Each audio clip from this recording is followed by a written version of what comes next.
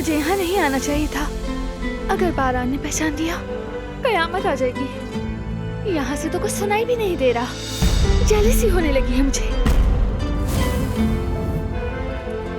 देखो देखो देखो, यास्मीन खाला आ गई है। तो देखो ना मेरी तरफ।